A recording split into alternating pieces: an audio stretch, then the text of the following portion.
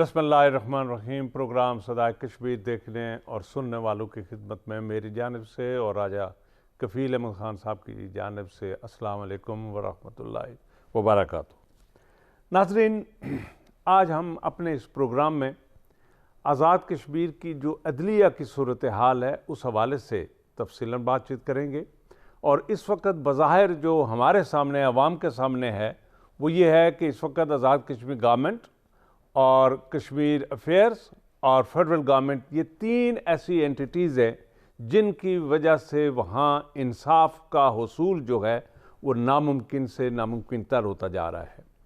وہاں عدلیہ کی جو صورتحال وہ تو تفصیل کے ساتھ آپ کے سامنے موجود ہے، لیکن جو فیڈرل گورنمنٹ اس وقت تک جو فیصلے نہیں کر سکی اور جو قائم چیف جسٹسز ہیں، ہائی کورٹ کی بھی یہی صورتحال ہے اور سپریم کورٹ کی بھی یہی صورتحال ہے، اور سپریم کورٹ تو چند دنوں کے بعد بالکل ہی خالی ہو جائے گا، چونکہ ان کے ایک جسٹس رہ جائیں گے، اس کے بعد وہاں باقی سارے جسٹسز جو ہیں وہ ریٹائر ہو چکے ہیں۔ ہمارے ساتھ آج کے اس پروگرام میں جناب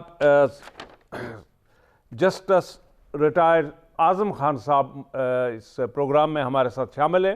ہم یہ آپ ناظرین کو ان کے خیالات سے، چونکہ ان کی موجودگی میں یہ جو عدلیہ کے حوالے سے، اس ہائی کورٹ کے حوالے سے، سپریم کورٹ کے حوالے سے جو فیصلے ہوئے تھے اور اس کے لیے ایک سٹریم لائن کیا گیا تھا کہ آئندہ اس کا نظم و ضبط یا اس کا نظام کس طرح سے چلے گا، اس حوالے سے جسٹس اعظم صاحب ہمارے ساتھ لائن پہ موجود ہیں۔ جسٹس صاحب السلام علیکم۔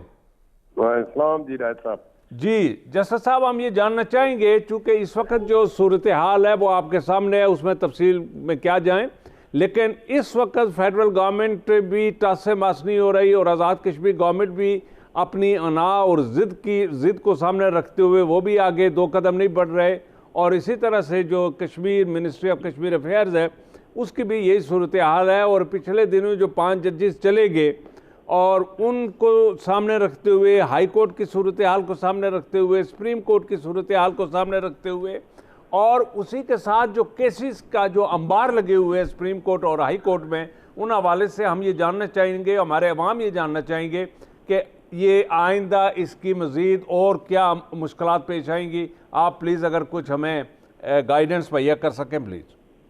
جی رائے صاحب، آزاد کشمیر ہائی کورٹ تو آزاد کشمیر حکومت کے قیام کے فوری بعد 1949 میں قائم ہوگی۔ یہ کنٹینیوشن تھی متحدہ کشمیر کی ہائی کورٹ کی، اور وہ ہائی کورٹ قائم کی گئی کورٹس اینڈ لاز کورٹ کے تحت۔ کانسٹیٹیوشن چونکہ کوئی نہیں تھا، گورنمنٹ رولز آف بزنس کے تحت چل رہی تھی۔ پہلی دفعہ 1970 میں جب ایکٹ 1970 آیا تو وہاں ہائی کورٹ کانسٹیٹیوشن میں جو ایکٹ 70 تھا مہیا کی گئی آزاد جموں کشمیر کے لیے۔ ازاں بعد سال 1973 میں Azad Jammu Kashmir interim constitution act 1974 جب نافذ ہوا تو اس میں ہائی کورٹ کا طریقہ کار مہیا کیا گیا کہ جج اس طریقے سے لگیں گے۔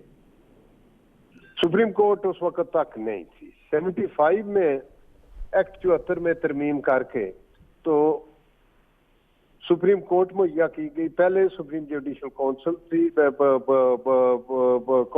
اپیلیٹ کورٹ کی جگہ کونسل تھی۔ تو ابتدا میں ایک چیف جسٹس اور ایک جج پر مشتمل سپریم کورٹ بنائی گئی۔ ازاں بعد مشکلات آئی کہ جج ہائی کورٹ سے آئے تھے، کیس نہیں سنے جا سکتے تھے، پھر ترمیم کر کے مہیا کی گئی ایک پروویژن کے ایڈاک جج لگ سکتا ضرورت کے مطابق۔ بڑا لمبا عرصہ بہت سے ایڈاک جج لگتے رہے۔ ملک اسلم صاحب کئی سال تک ایڈاک جج رہے، دامے اپوائنٹ ہو کے، اور بھی جج لگے۔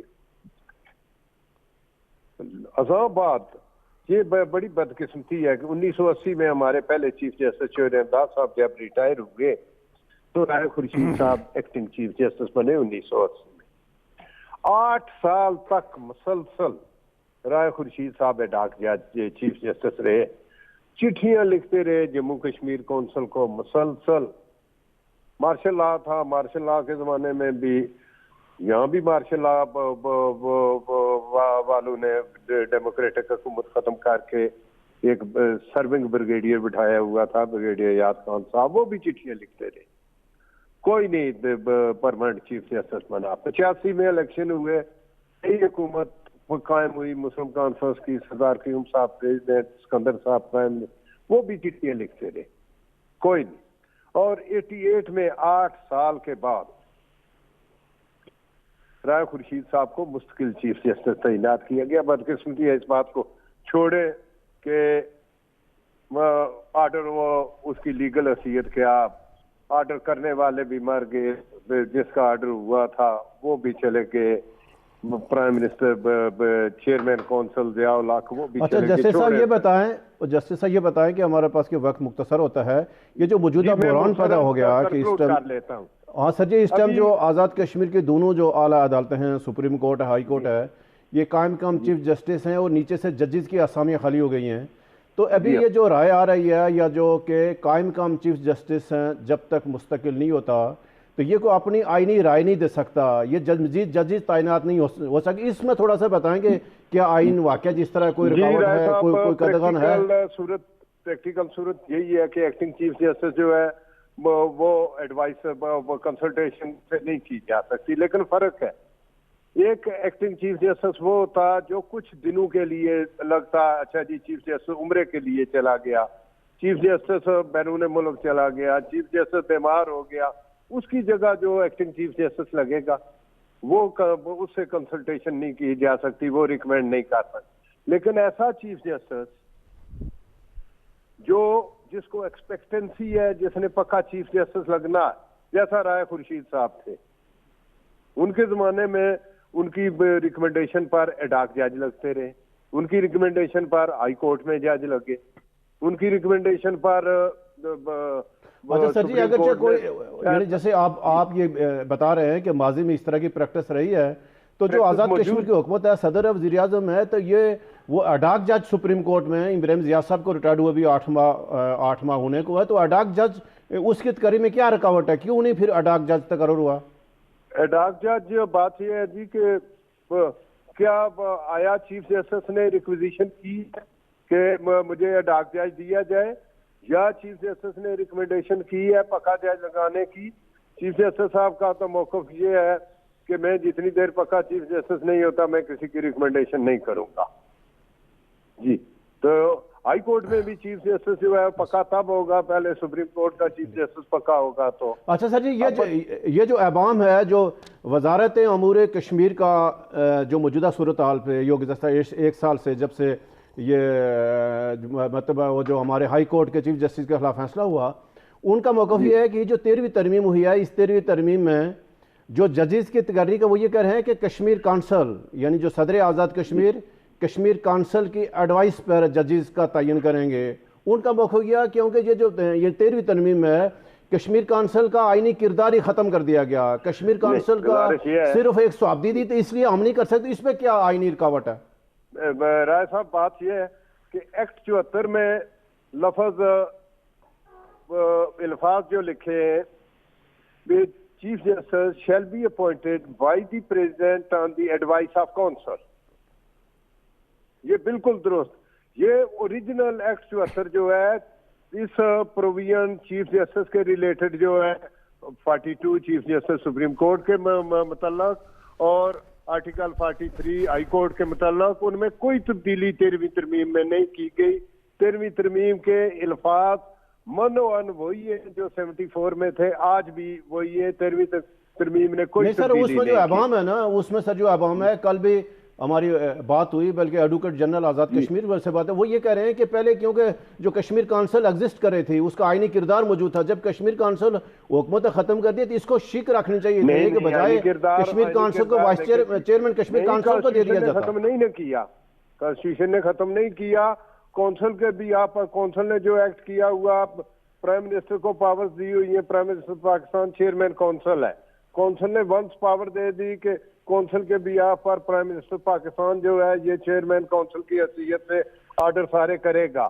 وہ کسی نے واپس تو نہیں لی، وہ اپنی جگہ پر موجود ہے، وہ ڈیلیگیٹ ہوئی ہے کونسل کی پاور جو پرائم منسٹر کو۔ آپ ہمارے ناظرین یہ سمجھ پا رہے ہیں کہ آپ کا یہ ہے کہ جو اڈاک جج کا ہے وہ بھی آزاد کشمیر حکومت لگا سکتی ہے کیونکہ پچھلی پریکٹس موجود ہے، اور وزیر اعظم پاکستان چیئرمین کشمیر کونسل وہ بھی لگا سکتے ہیں، کوئی رکاوٹ نہیں ہے، ان کو فوری کر دینا چاہیے؟ وزیر اعظم پاکستان پرماننٹ جج اور پرماننٹ چیف جسٹس کے لیے ایڈوائز کر سکتے ہیں، کونسل کا کردار بنتا ہی نہیں رہا ہے صاحب، یہ کہاں سے انٹرپریٹیشن کشمیر کونسل کی بیوروکریسی نکال رہی ہے کہ کونسل کے الیکٹڈ ممبر جج لگائیں گے؟ اعظم صاحب تھینک یو ویری مچ، آپ نے ہمیں یہ اپنی رہنمائی ایکسپرٹ رہنمائی فرمائی۔ ناظرین یہ ہمارے سابق چیف جسٹس اعظم خان صاحب تھے۔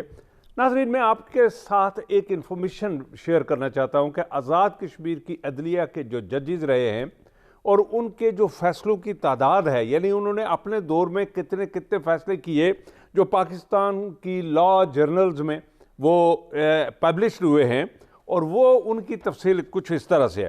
جسٹس ایم تبسم آفتاب علوی 2011 سے 2020 تک ہیں، ان کے 98 فیصلے ہیں جو اس میگزین میں پبلش ہوئے ہیں۔ اب نمبر 2، جسٹس غلام مصطفیٰ مغل جو ابھی سٹنگ جسٹس ہے سپریم کورٹ میں، جو چند دنوں کے بعد ریٹائر ہونے والے ہیں، ان کے ٹوٹل جو فیصلے ہیں ہائی کورٹ یہ جو ہائی کورٹ سے وہ 87 ہیں۔ جسٹس عبد المجید ملک صاحب 1982 سے 1988 تک جو ان کے فیصلے ہیں، اور پھر 1990 سے لے کر 1995 تک 75 فیصلے ہیں۔ جسٹس سردار محمد نواز خان 1998 سے 2010 60 فیصلے ہیں، اور جسٹس خواجہ محمد سعید 1991 سے 2001 52 فیصلے ہیں ان کے۔ جسٹس منیر احمد چودھری 2011 سے 2015 50 فیصلے ہیں۔ جسٹس چودھری محمد تاج 1995 سے 2000 تک 48 فیصلے انہوں نے لکھے ہیں۔ جسٹس سردار عبدالحمید خان 2013 سے 2017 47 ان کے فیصلے ہیں۔ جسٹس سید منظور حسین گیلانی 1991 سے 2005 تک 39 فیصلے۔ جسٹس محمد شیراز کیانی 2016 سے 2020 تک 34 فیصلے ہیں، اور جسٹس رضا اختر چودھری 1991 سے 2006 31 فیصلے ہیں، اور جسٹس اظہر سلیم بابر 2013 سے 2020 تک 24 فیصلے ہیں۔ جسٹس سردار محمد اشرف خان 1983 سے 1999 تک 14 فیصلے ہیں، اور جسٹس قاضی عبدالغفور 1984 سے 1988 تک 10 فیصلے ہیں، اور جسٹس صداقت حسین راجہ 2016 سے 2020 تک 7 فیصلے انہوں نے لکھے ہیں۔ ہماری عدلیہ کی جو صورتحال اور وہاں جو کیسز کے جو فیصلے اور ان کے جو ہیئرنگ ہے، ان کا جو لوگوں کو انصاف ملنے کی صورتحال ہے، وہ تقریباً مایوس کن ہے۔ لوگوں کو تاریخ سے تاریخ در تاریخ ملتی جاتی ہے اور وہاں فیصلے نہیں ہوتے، لوگ اس حوالے سے مایوس ہیں، اور میں یہ سمجھتا ہوں کہ عموماً لوگ یہ گزارشیں کرتے ہیں، اپیلیں کرتے ہیں کہ وہ پنچایتی سسٹم جو تھا اگر وہ بحال ہو جائے تو لوگوں کو آسان اور سستے طریقے سے انصاف ملنا شروع ہو جائے گا۔ ناظرین مجھے بریک کے لیے کہا جا رہا ہے، چھوٹا سا بریک لیتے ہیں، اور بریک سے واپس آ کر ہم اسی پر مزید تبصرہ کریں گے۔ Stay with us please.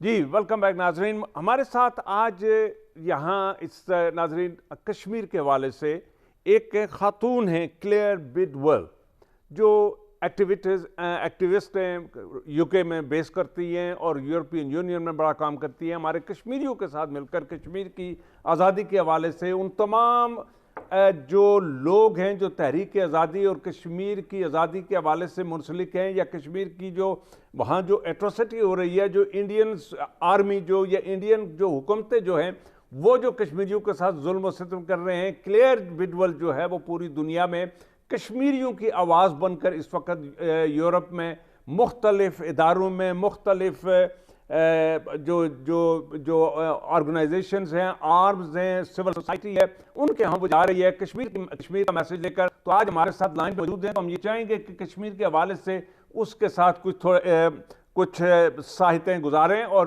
یہ آپ کو علم ہو سکے کہ کشمیریوں کی مظلومیت کو دنیا پہ جو اس وقت سب سے آگے جو لوگ ہیں وہ یورپ کے چند لوگ ہیں جو اس وقت کشمیر کا درد لے کے آگے چل رہے ہیں، لیکن ہمارے جو لیڈرشپ ہے وہ اس وقت تقریباً کشمیر کے حوالے کو کشمیر کے حالات کو بھولتی جا رہی ہے. جس طرح وہ 16 اگست کو اس کو لے کے آگے بڑھے تھے، اب وہ تقریباً بھولتے جا رہے ہیں. لیکن ہم کوشش کریں گے کہ جو یورپ سے آوازیں نکل رہی ہیں ان کو ذرا ہم اپنے ساتھ ملا کر تو آگے چلیں. تو یہ ہمارے ساتھ کلیئر بڈول ہیں. Claire, this is Gardezi from Sach TV, Islamabad. Hello, welcome. How are you? I'm very well, thank you. Lovely to speak to you. Well, I have introduced your career, your background, about your interest and about your efforts on Kashmir. You are putting up from the last few decades, and you are speaking for the Kashmiris, for their self-determination, and the atrocities which are being carried out by the Indian forces in Hal Kashmir, in occupied Kashmir. So would you like to tell us about your present, I mean, do you have any intention to visit India in near future and Kashmir in near future? And do you have an intention to visit the British Parliament, the British strong people, because this issue was left by British people in 47, and so far from 47 till now 73 years people are being killed. So are you prepared to go to the British Parliament as well? Yes, absolutely. I'm trying to work out where to start with that question. I mean, I feel that it is a big injustice carried out by the UK government, essentially partitioning Kashmir and leaving it in the hands of other people. So, I mean, I have actually been to the British Parliament. I've attended the cross-parliamentary committee meeting there. I'm also in touch with MPs, and we have a network of support with people where we are also supported by MPs. We work with the Conservative Friends of Kashmir, Labour Friends of Kashmir, who are working, for Kashmir. So essentially I'm campaigning as a common person and trying to wake the world up and the common person and to reach more people, because it is hidden within our media. Such is the strength of the Indian lobbying campaign that everything here is hidden. So many people don't actually know about the Kashmir issue, and that's what essentially happened to me. And it wasn't until the lockdown on the August the 5th that I became aware of the situation, purely because I knew somebody that couldn't contact his parents. I have been out to Islamabad in the past, and I had hoped to make it into Azad Kashmir, but I had different meetings and things happened. I was trying to organise a World Solidarity event involving people all around the world, and so that meant I met lots of different people on the issue. So we do have a good, we're building strength, I think, for the communication system in terms of Kashmiris, and lots of people working together. And it's trying to work for self-determination regardless of people's ideologies, so that if we focus on self-determination, we can all put apart any political differences and rise above that. Indian-occupied Kashmir, yes. I mean, COVID has stopped a lot of the physical groundwork of late. And again, I was meant to be going out to Azad Kashmir side in summer, Madam and then Claire, October.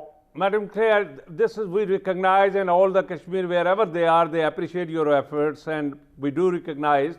But at the same time, we will request you once again that if you can approach European Parliament, the civil society in Europe, and the Parliament in Paris, France, and at the same time, Ra is spreading billions of rupees through Europe. They are spreading that money through Afghanistan. Those are infiltrating, they are sending people in Pakistan.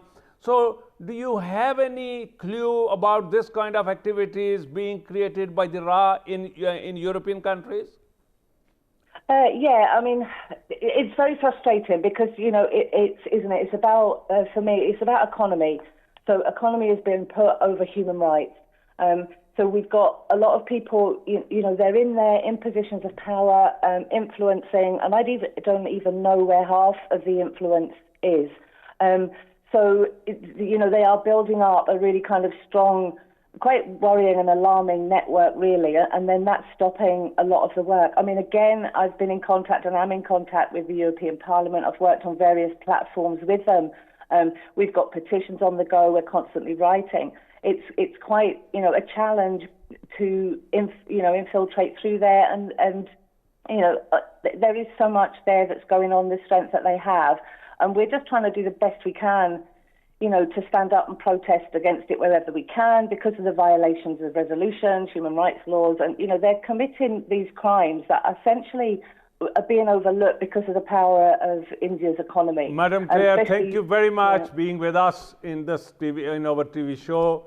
This is नाज़रीन, ये madam clear जो London से थी और ये कश्मीर के हवाले से एक अरसा से काम कर रही है ना। राजा साहब, आप ये कश्मीर के हवाले से जो अभी अखबारात में भी आ रही है और राज के फंडिंग जो है उसमें चंद हमें इल्म हुआ है कि हमारे कश्मीरी लोग भी इसमें मुलव्वस हैं कि राह से पैसे लेकर तो यहाँ बहुत सारे फंक्शन भी करते हैं, लोगों में बहुत सारी तकरीबात का इनकाद करते हैं, लेकिन उनके पीछे जो इस वक्त इन्फीरियस एक्टिविटीज़ बीइंग क्रिएटेड बाय रा हेयर इन पाकिस्तान, तो उसमें हमारे लोग शामिल होते जा रहे हैं। इस हवाले से आपका क्या ख्याल है, आपके पास क्या अपडेट है? देखो, ये जो प्रॉक्सी वार जो हिंदुस्तान और पाकिस्तान के दरमियान, उसकी कश्मीरी तो कीमत चुका ही रहे हैं गुज़श्ता 72 सालों में, और इससे जो पाकिस्तान और हिंदुस्तान दोनों बुरी तरह से मुतासर हुए हैं। अभी जो हालिया रिपोर्ट आई है यूरोपीय के NGO ने कि किस तरह के साथ जो रहा है,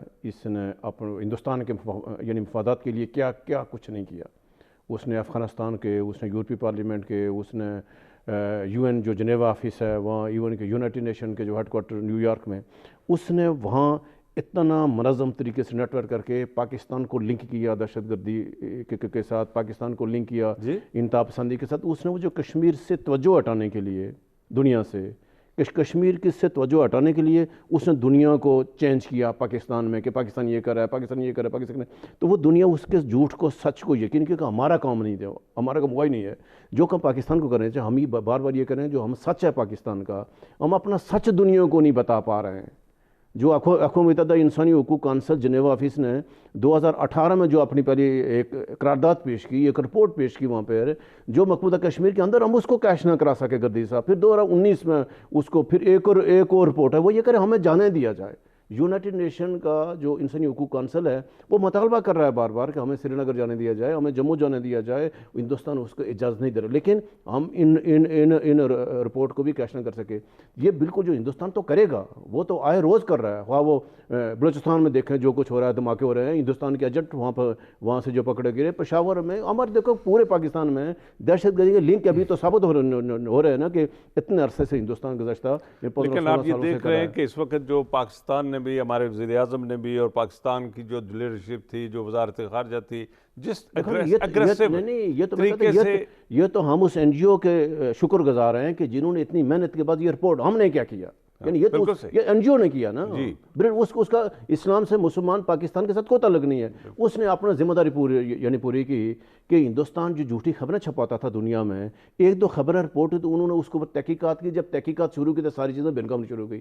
तो सवाल ये है कि वो तो करेगा। अगर हिंदुस्तान है, बड़ा मुल्क है, उसका 8वीं ताकत है, अपने उसके मफादात हैं। लेकिन सवाल ये है कि जो हमारा इस तरफ का जो हम हैं, आज़ाद कश्मीर के लोग हैं, आज़ाद कश्मीरी हुकूमत है, पाकिस्तान की हुकूमत है, पाकिस्तान के अदारे हैं, हमने ये 5 अगस्त के बाद, शाह साहब अभी इसको 1.25 साल हो गया है, हमने हिंदुस्तान के उस इक़दाम के ख़िलाफ़, उसके तोड़ के लिए हमने क्या किया?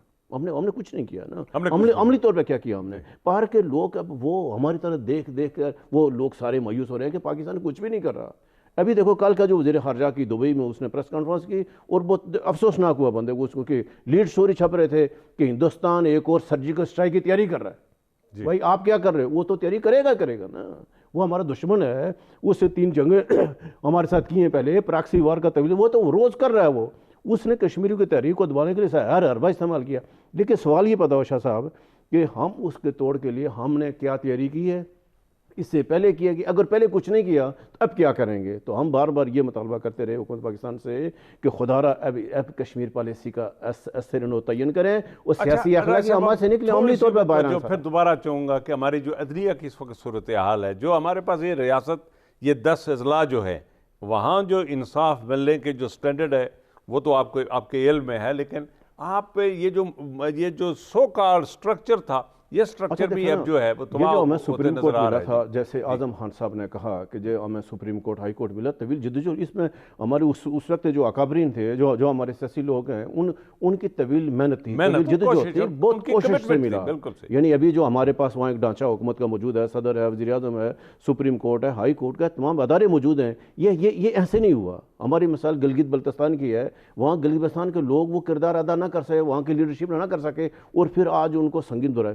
ابھی یہ جو کچھ سنگین بحران سے دوچار ہے کہ گزشتہ 1 سال سے جو ہمارا ہائی کورٹ آزاد کشمیر ہے وہ چیف جسٹس کے بغیر چل رہا ہے، قائم ایکٹنگ چیف جسٹس ہے.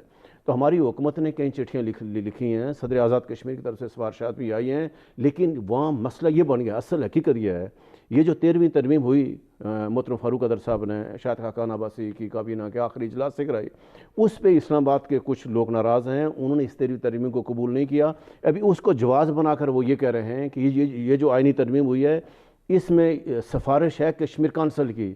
وہ یہ کرے جب کشمیر کونسل ہی ختم کر دیا کشمیر حکومت نے، اس کا آئینی کردار ختم کر دیا. جب اس کا آئینی کردار ختم ہے تو وہ ججز کی تقرری میں کیا سفارش کرے گی؟ وہ بالکل بجا فرما رہے ہیں. تو اس سے ترمیم کرتے ہوئے کو ان ہمارے جو اکابرین تھے، وزیر اعظم تھا، کابینہ تھی، ان کو اسی ایک شک کو کشمیر کونسل کے بجائے چیئرمین کشمیر کونسل کر دیتے. یعنی یہ جو ابھی عوام آ گیا، اسی عوام. پھر آپ کو یاد ہوگا ہم نے اپنے پچھلے پروگرام میں کہا تھا کہ جو ابتدائی جو ڈرافٹ تیار ہوا تھا 13ویں ترمیم کا، اس میں آزاد کشمیر کے اعلیٰ عدلیہ میں تقرریوں کے لیے ایک میکانزم طے ہوا کہ جس طرح سے پاکستان میں جوڈیشل کمیشن ہے، اس جوڈیشل کمیشن کے طرز پہ آزاد کشمیر میں بھی ایک سفارشات آئی کہ اس میں سے سپریم کورٹ اور ہائی کورٹ کے چیف جسٹس صاحبان، بار کونسل کا vice chairman, advocate general, secretary قانون اور وزیر قانون، یہ کہ یہ 5-6 رکنی کمیشن پر مشتمل کمیشن ہوگا. جو کوئی ججز کی اسامی خالی ہوگی، یہ اس کو آئیں میرٹ پہ اس بندے کو چیک کریں گے. اگر وہ اترتا ہے تو اپنی سفارشات بھیجیں گے صدر کو، اور پھر اس کو اس وقت کے جو ہمارے محترم چیف جسٹس ابراہیم زیاد صاحب نہ مانے، انہوں نے سخت رد عمل کیا. اس نے کہ اگر یہ ان کو شک کیا تھا کہ جو بار کونسل کا وائس چیئرمین ہے وہ بھی حکومت کا آدمی ہے، سیکرٹری قانون بھی حکومت کا، وزیر قانون بھی، لہٰذا اپنی مرضی سے کرے گا. چھوٹا سا بریک لیتے ہیں اور بریک سے واپس آ کر ہم ہیلتھ کارڈ کے حوالے سے آپ کے سامنے تفصیلات لائیں گے کہ ہیلتھ کارڈ جو اس وقت وزیر اعظم پاکستان آزاد کشمیر کی 40 لاکھ لوگوں کو، لیکن فرسٹ فیز میں وہ 12 لاکھ لوگوں کو دینا چاہتے ہیں، اس کے میکینزم کیا ہیں اور وہ ہاسپٹل کدھر ہیں اور وہ کس طرح سے وہ چارج ہوگا وہ کارڈ، اس حوالے سے ہم تفصیلاً بات کریں گے. Stay with us please.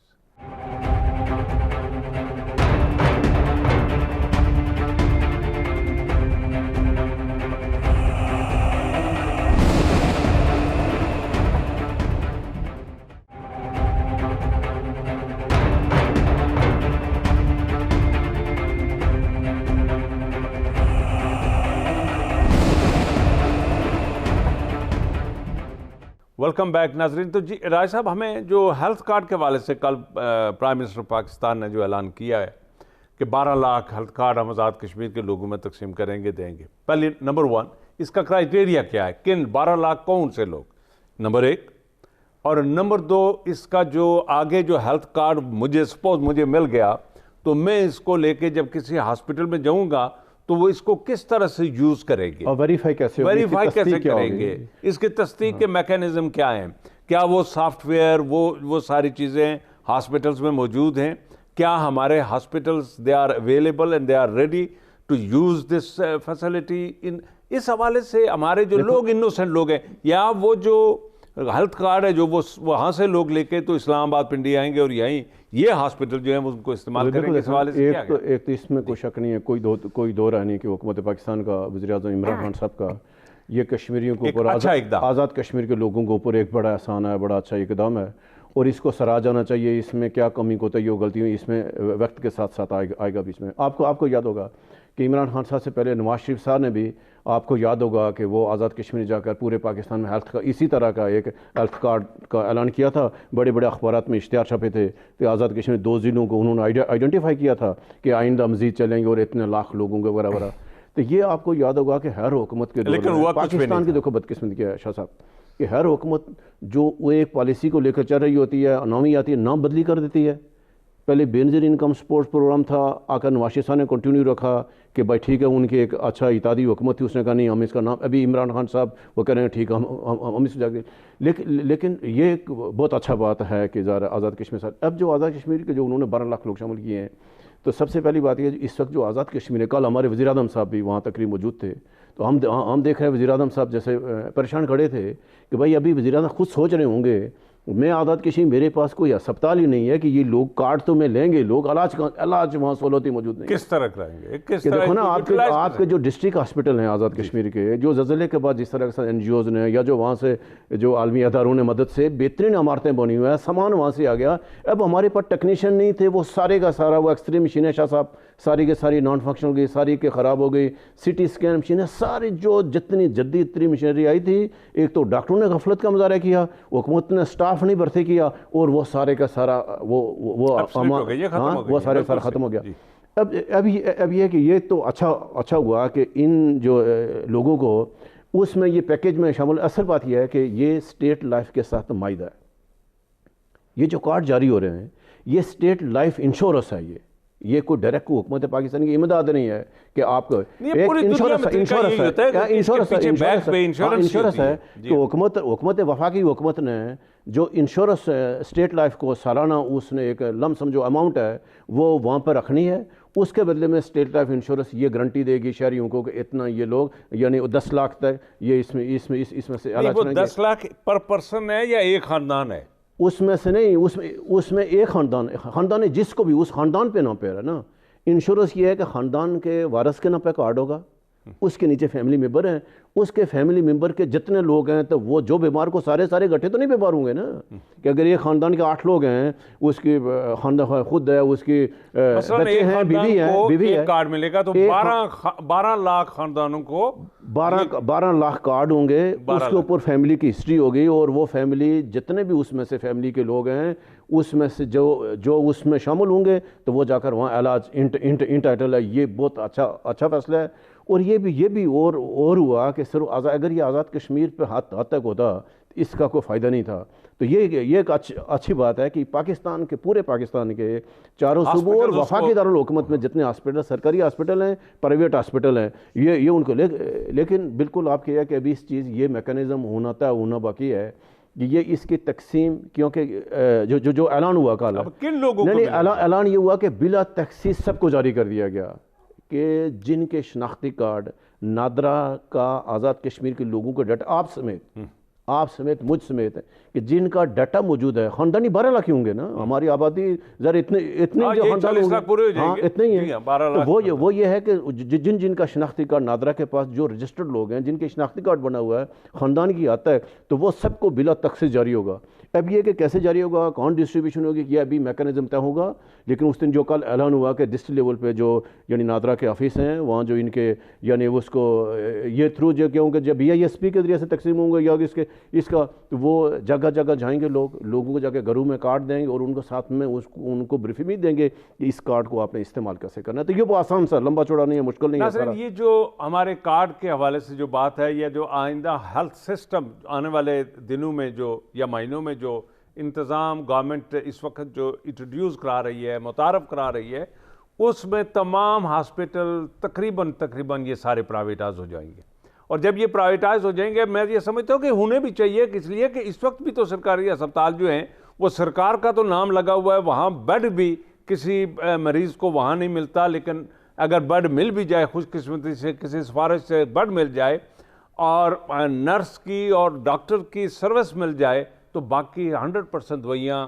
وہاں خریدنی پڑتی ہیں اس مریض کو، یا اس کو کہیں اس کو ایمبولینس سے کہیں دائیں بائیں لے جانا پڑے تو وہ پیمنٹ کرنی پڑتی ہے۔ اس میں شاہ صاحب ایک چیز ہے، آنے والے وقت میں یہ ساری چیزیں پرائیویٹائز کرتی جا رہی ہیں، لوگوں کے لیے آنے والے وقت میں مشکلات پیش آئے گی۔ یہ جو آپ کو ہیلتھ کارڈ ہے، یہ آپ کی بیماری کی تشخیص کے بعد کا ضرورت ہے، اگر کوئی آپ کا سنگین بیماری ہے، کوئی اگر آپ کو آپریشن ہے، لیکن آپ جو روٹین میں ڈاکٹروں کے پاس جائیں گے، آپ کے جو ٹیسٹ ہوں گے، آپ کے جو الٹرا ساؤنڈ ہوں گے، آپ کے وہ اس میں شامل نہیں ہے، یعنی یہ شامل نہیں ہے کہ جب آپ نے فرق ایک ہاسپٹل میں جانا ہے, یعنی کسی بیماری کی آئیڈینٹیفیکیشن کے بعد یہ استعمال ہوگا. یہ جو ریڈنگ ہسپتال پشاور میں ہوا کہ وہاں ڈاکٹروں نے, لوگوں نے ہڑتال کر دی کہ آپ نے اس اتنے بڑے ہسپتال کو پرائیویٹ کر دیا.